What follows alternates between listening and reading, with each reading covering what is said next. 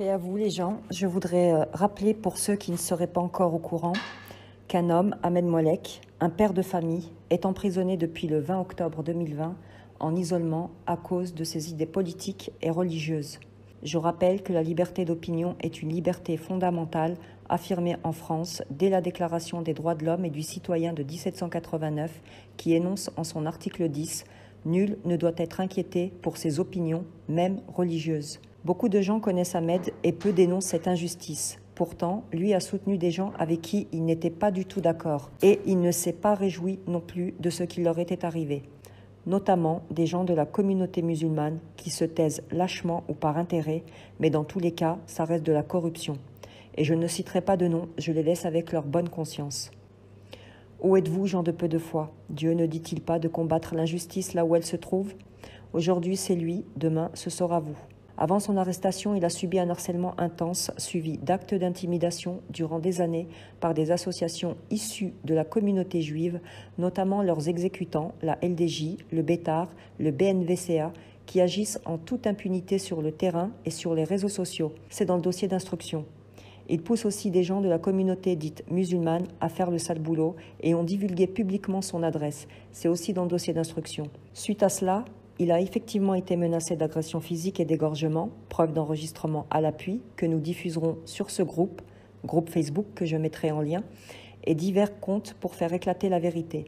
Ces gens issus de la communauté juive s'activent à faire voter des lois dans leurs intérêts afin de pouvoir agir légitimement sur le peuple devant les tribunaux par des combinaisons de lois civiles et ainsi nous soumettre à leur dictature. Ces lois contreviennent directement à nos droits les plus élémentaires, comme la liberté d'expression, la liberté d'opinion, le droit à notre libre arbitre, le droit de croire ou ne pas croire, de consentir ou de ne pas consentir. En effet, nous sommes dotés d'une conscience et du libre arbitre.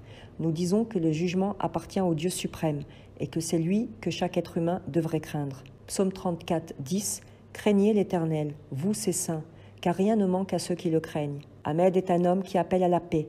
Il n'a commis aucun crime. Il n'existe aucune victime et aucun trouble à l'ordre public. La loi ne doit condamner que des actes criminels avec une victime réelle et non pas sur du fantasme et encore moins sur des suppositions théoriques. Vu des UDH de 1948, article 19, tout individu a droit à la liberté d'opinion et d'expression, ce qui implique le droit de ne pas être inquiété pour ses opinions et celui de chercher, de recevoir et de répandre, sans considération de frontières, les informations et les idées par quelque moyen d'expression que ce soit. Aujourd'hui, ces droits ne sont pas du tout respectés. Pourtant, la loi est de son côté, mais pas la justice des impies. Vu la DDHC de 1793, l'article 13, tout homme étant présumé innocent jusqu'à ce qu'il ait été déclaré coupable. S'il est jugé indispensable de l'arrêter, toute rigueur qui ne serait pas nécessaire pour s'assurer de sa personne doit être sévèrement réprimée par la loi.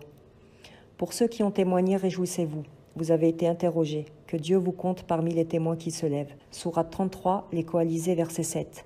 Et quand nous prîmes des prophètes leur pacte, et que nous prîmes de toi, Sourate 61, verset 6, Ahmed, de Noé, d'Abraham, de Moïse et de Jésus, fils de Marie, un pacte de très grande importance, afin qu'il interroge les sincères sur leur sincérité et il a préparé pour les mécréants des tourments douloureux. Vous pouvez me contacter et apporter vos témoignages et votre soutien, soit par écrit avec une pièce d'identité qui seront ajoutées au dossier, soit en vidéo, et je mettrai le lien en descriptif. Je terminerai par un chapitre des psaumes que j'aime beaucoup, Psaume 34, 16.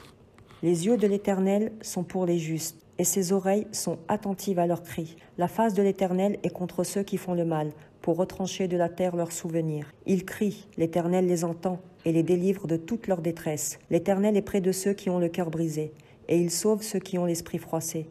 Nombreux sont les maux du juste, mais de tous l'Éternel le délivre. Il garde tous ses os, aucun d'eux ne sera brisé. Le mal fait mourir le méchant, et ceux qui haïssent le juste sont sous la condamnation. L'Éternel rachète l'âme de ses serviteurs, et aucun de ceux qui l'ont pour refuge ne sera condamné. Paix à tous ceux qui sont épris de justice et de vérité, car c'est à ceux-là que Dieu a promis la victoire prochaine.